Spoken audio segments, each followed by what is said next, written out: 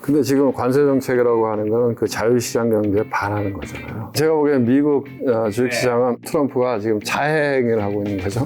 저는 뭐 지금 트럼프가 하는 정책이 결국은 성공하기는 어렵다.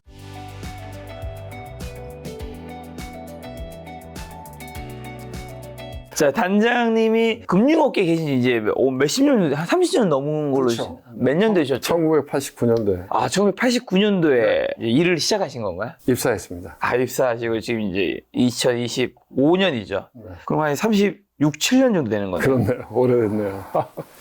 세월이 빨라요. 네. 36, 7년 차 이제 투자 전문가이신 단장님 보셨을 때 현재 한국이랑 미국 증시 한번 점검부터 일단 상황부터 점검하고 간다면요. 현재 좀 어떻게 보시나요? 제가 보기엔 미국 주식시장은 트럼프가 지금 자해행위를 하고 있는 거죠. 계속해서 자해행위를 하면서 그 좋던 시장에 이제 하락 국면으로 들어가 있는 거고, 반면에 이제 우리나라 주식 같은 경우에는 워낙 뭐 나쁜 일이 너무 많았잖아요.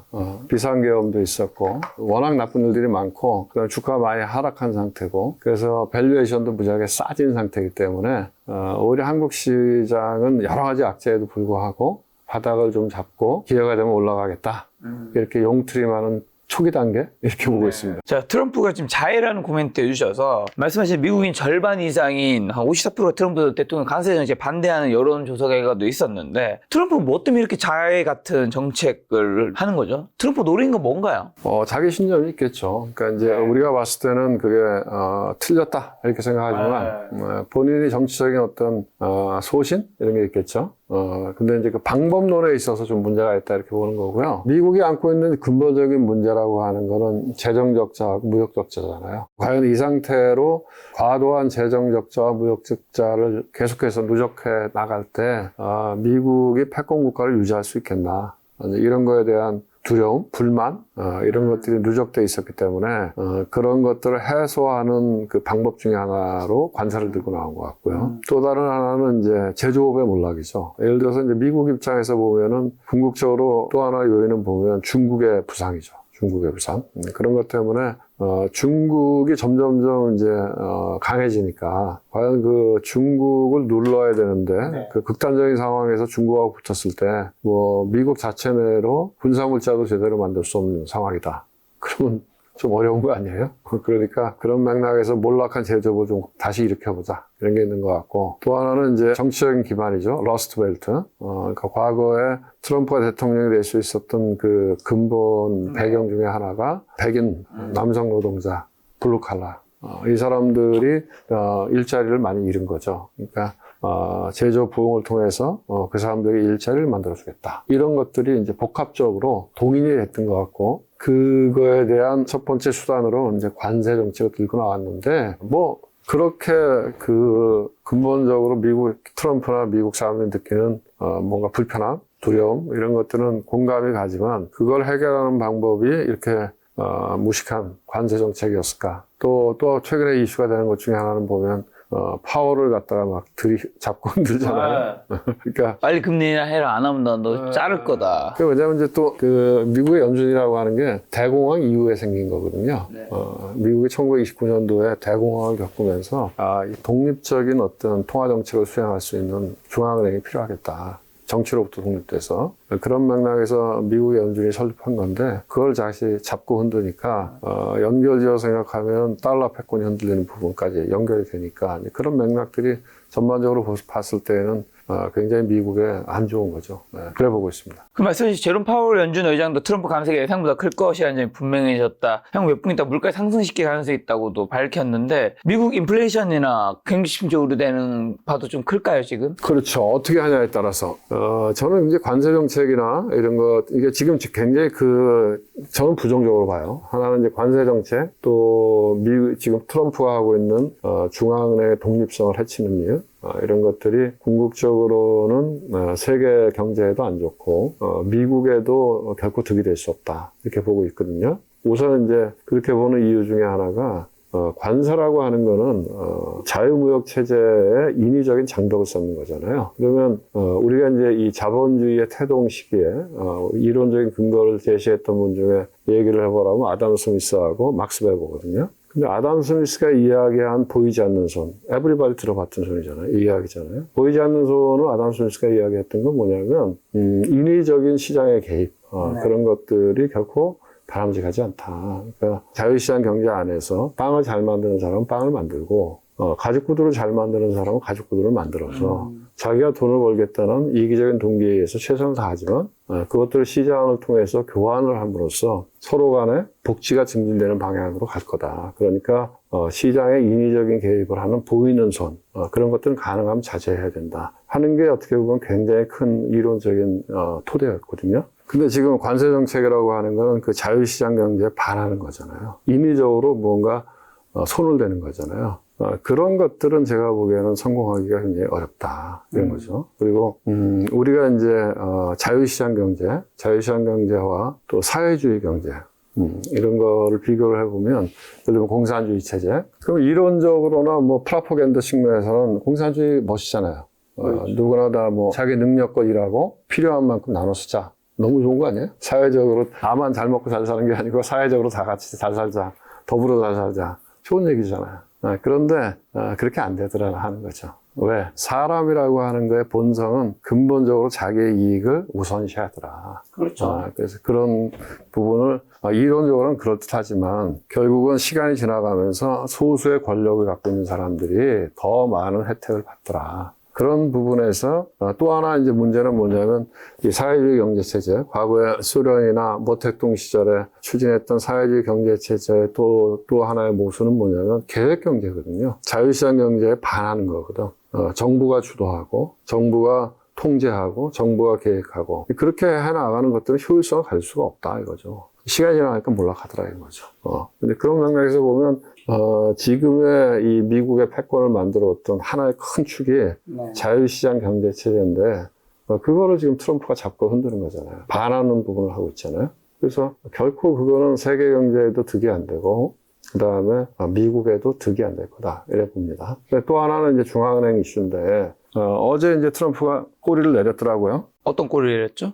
내가 뭐 파월을 막 뭐라 그러는 건 금리를 내리라는 얘기지 파월을 해임하겠다는 건 아니다. 그 전날 주말에 파월 too late man 뭐 하고 뭐 막 까고 뭐 너 자를 거야 막 난리치니까 시장이 놀랬잖아요. 시장이 놀래서 주가도 빠지고 채권 금리는 올라가고 또 달러도 약해지고 그 흔들리는 모습이 나타나니까 어젯밤에는 또 트럼프가 그런 건 아니에요 이렇게 얘기한 거잖아요. 근데 이게 중앙은행이라고 하는 거는 역사적인 교훈이 있었다는 거죠. 왜냐하면 정치인들한테 또는 정부에게 통화정책을 맡겨두면 늘 돈을 많이 풀더라. 포퓰리즘으로 가더라. 왜? 선거를 해야 되니까.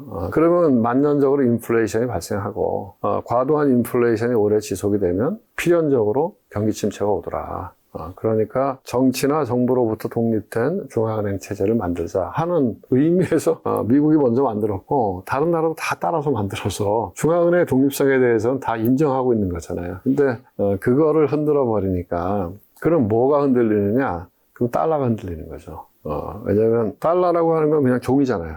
종인데 그 달러가 100달러짜리 달러가 100달러로서 의미가 있는 거는 사람들이 그 뒤에 미국 정부가 있고 또 최종 대부자로서 미국의 연준이 있기 때문에 100달러라고 하는 신용을 뒤에서 백업을 하고 있을 거다라고 믿기 때문에 100달러가 의미가 있는 거거든요. 그러니까 과거에는 현재와 같은 이 달러 패권을 만든 게 이제 브레튼 우주 체제잖아요. 1944년도에 2차 세계대전이 끝나갈 무렵에 이제 이 연합국 그 재무 그 장관들이 모여서 2차 세계대전 이후에 국제통화 질서를 어떻게 갖고 갈 것이냐 하는 회의를 했잖아요. 국제회의를.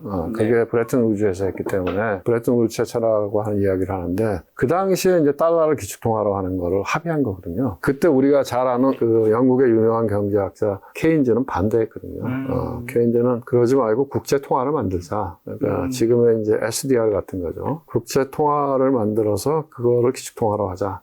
했는데 케인즈 말빨이 들어가겠습니까?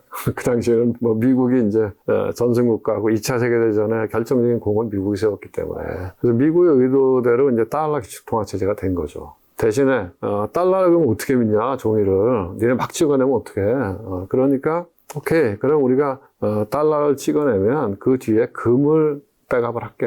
이렇게 한 거거든요. 그래서 그 당시에는 이제 금태한 제도가 된 거거든요. 그 당시에 금 1온스가 얼마였냐? 35달러였어요. 근데 지금은 얼마죠? 금 1온스가 3,500달러, 3,400달러? 그러니까 몇 배가 오른 거예요? 100배가 오른 거네, 100배가. 그러니까 달러라고 하는 건 그냥 지폐예요. 근데 그게 기축통화가 될 수 있었던 거는 그 뒤에 신뢰라고 하는 게 있는 거죠. 그래서 그 초창기에는 그거를 신뢰할 수 없었기 때문에 금을 패깅을 해서 그거를 보증했던 거거든요. 근데 이제 미국의 연준이라고 하는 건 왜 중요하냐? 우리나라의 그 한국은행, 한국은행은 중앙은행은 대한민국의 최종 대부자 역할을 하잖아요. 네. 무언가 금융 시스템에 문제가 생겼을 때, 예를 들면 이제 우리가 일본을 보면 더 명확하게 볼 수가 있는데, 일본의 그 BOJ, Bank of Japan, 일본은행을 보면 일본 정부가 흔들리거나 금융시장이 흔들릴 때 무제한으로 채권을 사고 또 무제한으로 주식 ETF를 사고 그렇게 해서 최종 대부자로서 말하자면 최후의 보루로서 남아있는 거라는 거죠. 중앙은행이라는 게. 그런데 미국의 중앙은행, 미국의 연준이라고 하는 거는 전 세계의 최종 대부자죠. 그래서 우리나라도 기억하시겠지만 외환위기가 왔을 때 외환위기가 1998년도에 7년도 8년도에 왔을 때 IMF에서 우리한테 300억 불을 빌려줬고 그 다음에 미국이 우리하고 통화 수합을 했죠. 그래서 야, 저 전 세계 헤지펀드도 니네 한국 원화 건드리지 마. 이제 지금부터는 미국이 백업하는 거야. 그래서 외환위기가 자그러들었잖아요. 2008년도 금융위기가 왔을 때 어떻게 했죠? 환율이 올라갔을 때 그때도 마찬가지로 미국이 통화 수합을 해줬거든, 한국하고. 니네 돈 필요하면 우리가 빌려줄게. 그러면서 외환위기가 넘어간 거거든요. 네. 그래서 미국의 연준이라고 하는 거는 단순한 미국의 중앙은행을 넘어서 달러 패권을 유지하는 가장 큰 보루이고 전 세계의 이 금융시장의 최종 대부자 역할을 한다 이거죠. 그렇기 때문에 독립성이 필요한 거예요. 그래서 정권이 바뀌어도 중앙은행 총재를 잘 안 건드리는 거거든요. 근데 그거를 자꾸 흔들면 이 금융시장에 있는 사람들이 무슨 생각을 하겠어요? 야, 이거 달러를 믿을 수가 있는 거야? 이렇게 생각하는 거죠. 더군다나 저렇게 부채도 많고 재정 적자도 많다는데 그러면 달러 패권이 흔들리는 거예요. 그럼 미국으로서는 미국의 패권을 유지하고 있는 큰 기둥, 뭐 여러 가지가 있지만 그 중에 하나가 이제 군사력이죠. 미국은 아직까지는 압도적인 군사 우위의 힘을 갖고 있고 또 다른 하나는 아무 때고 필요하면 찍어낼 수 있는 달러를 갖고 있다는 건데 그 달러를 트럼프가 흔들어대면 그 자해지, 자해. 그런 맥락에서 저는 뭐 지금 트럼프가 하는 정책이 결국은 성공하기는 어렵다 이렇게 봅니다. 네. 지금 근데 말씀해 주셔서 금 얘기해 주셔서 요즘에 안전자산 선호 현상으로 금이 사상 처음 온수당 3,400달러 돌파를 했더라고요. 4,000달러 찍을 가능성까지 제기되고 있다는데 금은 왜 이렇게 오르고 있는지랑 앞으로는 어떻게 보시나요? 달러가 흔들리니까 오르는 건가요? 옛날에 같으면 시장이 불안하고 주가가 하락하고 변동성이 커지면 사람들이 이제 자산 배분 측면에서 위험 자산에서 안전 자산으로 돈을 옮기잖아요. 그리고 옮길 때 그 안전 자산의 하나의 큰 툴이 뭐였죠? 미국 국채였잖아요. 미국 국채. 주가가 흔들리고 변동성이 커지면 사람들이 안전 자산을 보유하기 위해서 미국 국채를 샀잖아요. 그러니까 달러하고 미국 국채가 안전 자산의 역할을 했던 거죠. 네. 글로 자금이 흘러 들어갔던 거죠. 근데 최근에는 어때요? 트럼프가 이렇게 흔들어대니까 미국 국채? 저거 살 수 있어? 이런 거잖아요. 그러니까 아주 기이한 현상이 벌어지고 있는 거거든요. 보통은 주식이 흔들리면 미국 채권 금리가 내려가고 달러는 강해지는 게 일반적인 현상이었거든요. 그런데 최근에는 이 주가가 흔들릴 때 미국 국채도 떨어지고 그다음에 달러도 약해지는 이런 기현상이 나타나고 있는 거거든요. 근본적으로 이제 트럼프가 지금 하고 있는 정책이 미국의 달러 패권의 위해가 될 거다 이렇게 보는 거죠. 그러니까 사람들이 그럼 안전자산을 가져야 되는데 뭐를 안전자산을 갖겠어요. 그러니까 금을 사는 거지. 네, 금을. 그런 차원에서 요즘에 비트코인 오르는 것도 약간 좀 비슷하게 그렇죠. 그렇죠. 이제 이렇게 볼 수 있는 거죠. 그러니까 우리가 화폐라고 할 때 화폐에 여러 가지 기능이 있는데 화폐 기능 중에 하나가 뭐 우리가 가서 이제 돈 주고 물건 사잖아요. 교환 가치가 있는 건데 또 하나는 뭐냐면 우리 김 작가님처럼 돈 많은 사람들은 많지 않습니다. 저장해야 될 거 아니야. 저장의 가치. 만약에 내가 갖고 있는 그 웰스를 손상받지 않고 저장을 해야 그렇죠. 돼요. 유지해야 되고. 근데 그게 큰 수단이 미국 국채였는데, 달러였는데, 그게 흔들리니까, 그러면 내 가치 조작은 어떻게 하지? 그러니까 금을 하는 거죠.